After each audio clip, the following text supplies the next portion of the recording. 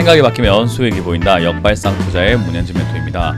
자, 오늘도 많은 종목들이 급등하고 있고 많은 종목들이 급락하고 있는데 이런 과정 속에서도 상한가에 들어간 종목들 체크해보면 답이 나올 것 같습니다. 자, 오늘도 도움이 되신다면 좋아요와 구독 그리고 알람 설정까지 반드시 부탁드리고, 그리고 이번 주 화요일 오후 7시에 제가 무료 강연 준비했습니다. 많은 분들 오셔가지고 또 좋은 이야기 듣고 가시면 어떨까라는 생각이 드니까요. 오셔서 시장에 대한 코멘트와 기업 투자 어떻게 해야 되는지, 주식을 어떻게 해야 되는지에 대한 코멘트 많이 듣고 가시길 바랍니다. 그럼 오늘도 시장 한번 보게 되면요, 일단 지수부터 먼저 보니까 지수가 빠지죠. 지수가 빠지는 흐름이 나왔습니다. 어느 방향으로 가는가 굉장히 중요하다라고 말씀을 드렸고, 그 방향에서 저는 하방을 예측한다, 하락을 할 것 같다라고 말씀을 많이 드렸어요. 그 하락을 예측하는 가장 큰 이유가 삼성전자였죠. 삼성전자가 일단 저점을 무너뜨렸다라는 거, 떨어지고 올라갔다가 맞고 떨어지는 그림이 나올 수 있겠는데, 이거는 삼성전자가 어쨌든 저거 무너뜨린 것은 조금 빠지려고 하는 것 같지는 않다. 적어도 74,000원대까지 이렇게 쭉 밀리려고 하는 흐름으로 내려온 것 같기 때문에 지수는 일단 하락으로 내려가는 가능성이 좀 더 높지 않나라는 생각을 해보게 되는 거죠.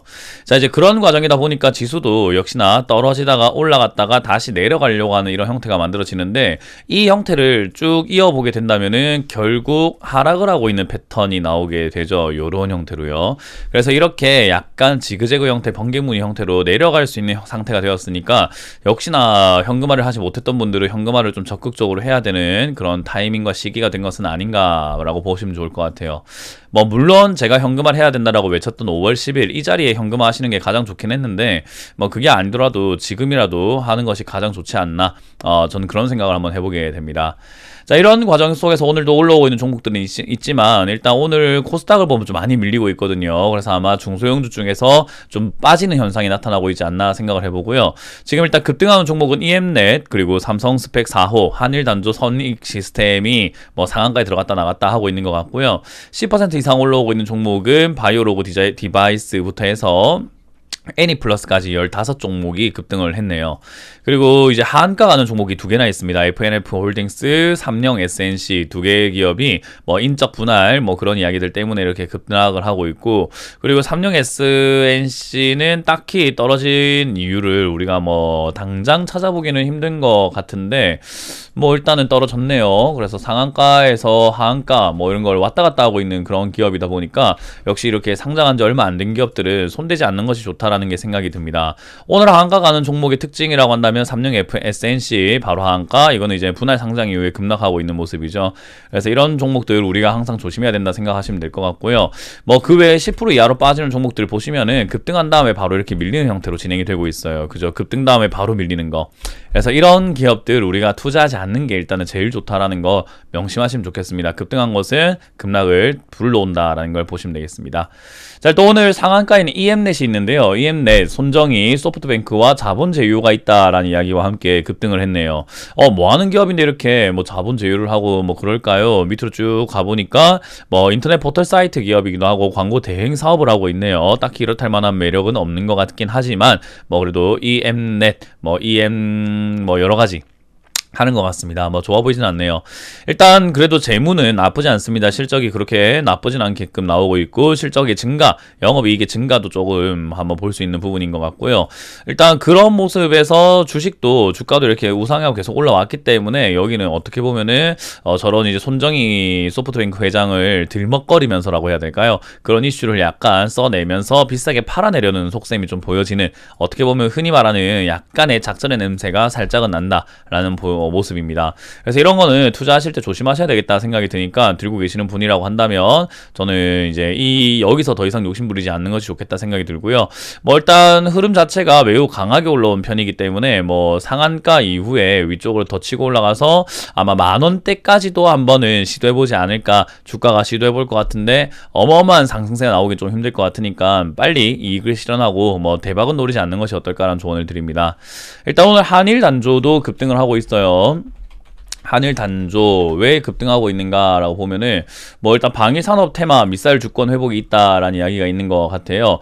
최근에 한미 정상회담에서 이제 양국 간 미사일 지침을 종료하기로 했다라고 하죠. 그래서 이제 미사일 탄두 무게 구애를 받지 않으면서 사거리 1000km 이상의 중거리 탄은 독자적인 개발을 할 수 있게 되었다. 뭐 그런 이야기 나오고 있죠. 그래서 한일 단조라든지 캔코아 에어로스페이스라든지 이런 기업들 조금 이렇게 보여지고 있는 것 같네요.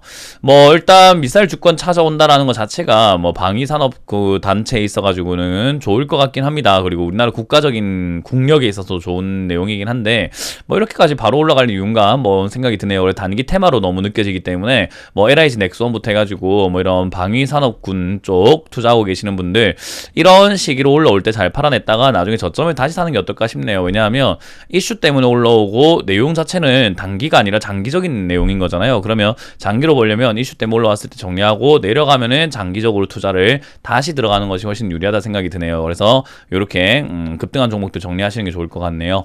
그리고 오늘 선익 시스템도 급등합니다. 뭐 메타버스 관련주라고 이렇게 엮여가지고 올라왔네요. 넷플릭스가 메타버스 버스 뭐 이런 쪽으로 이제는 진출하겠다 이런 이야기를 해서 선익 시스템이 메타버스 관련주로 엮이면서 급등을 했습니다. 뭐 메타버스는 VR하고 AR 관련주라고 보시면 좋을 것 같은데요. 이제 앞으로 증강현실, 가상현실 이런 거 굉장히 중요해질 수 있을 것 같아요. 그래서 여기는 웨이퍼, OLED 이런 걸 하고 있는데 이제 그런 쪽에서 엮여 있어요. VR, AR 쪽으로 엮여 있다 보니까 이제 그렇게 해서 급등이 나오지 않았나라고 생각이 드네요.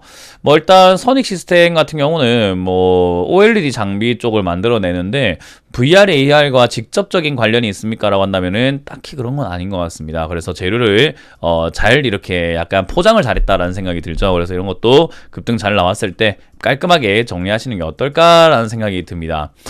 지금 이렇게 보니까 오늘 급등한 종목들 전부 다 어처구니 없고 엉터리들이 굉장히 많고 단기 이슈들이 좀 많다 생각이 듭니다. 시장이 빠지고 있기 때문에 조금 중장기적으로 바라봤을 때 괜찮은 테마라든가 괜찮은 어떤 섹터들이 나와야 되는데 단기 이슈만 많다라는 것은 중장기적으로 좋은 내용이 아직은 없기 때문에 밑으로 내려갈 가능성을 아직까지는 없애지를 못한다라고 보시면 되겠어요. 그래서 이번 주는 요 저점 3120포인트를 무너뜨리는지 무너뜨리지 않는지가 굉장히 중요한 포인트가 될 것 같고요. 제 예상은 삼성전자를 보니까 제가 항상 말씀드리지만 지금의 시장은 삼성전자가 주인공이 될 수 있을 것 같은데 삼성전자와 SK하이닉스를 보니까 얘들 더 빠져야 된다. 아직까지는 아닌 것 같다 생각이 드네요. 그래서 삼성전자 제 생각에는 지금 이 저점도 깨서 75,000원대까지 내려갈 가능성이 높다. 그 말은 지수도 쭉 밀려 내려갈 가능성이 높아져 있다라는 것을 명심하시면 좋겠습니다.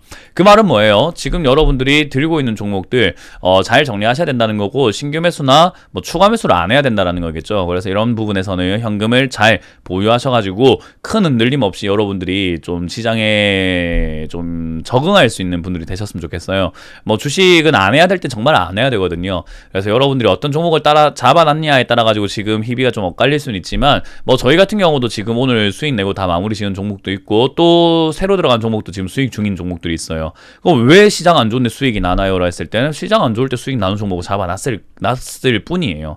그런 걸 여러분들이 알아야 된다는 거죠. 그래서 제가 항상 말하는 공부라고 하는 것은 뭐만 알면 주식을 잘한다 이런 건 없기 때문에 광범위한 공부를 좀 많이 하셔야 되고 시간 투자를 좀 많이 하셔야 되거든요. 이렇게 장 안 좋을 때 뭘 사야 되지 이런 생각 하시는 것보다 와 어떻게 하면 이런 시장에서 수익을 낼 수 있을까에 대한 것을 공부하는 시간으로 좀 가져보시는 게 어떨까 싶습니다. 그래서 제가 마무리를 짓는다면은 매수의 시간, 매매의 시간으로 보시기보다는 공부의 시간, 나를 발전시키는 시간으로 여러분들이 좀 활용하시길 바라겠습니다. 자, 이렇게 마쳐보도록 할게요. 지금까지 역발상 투자의 문현진 멘토였습니다. 고맙습니다.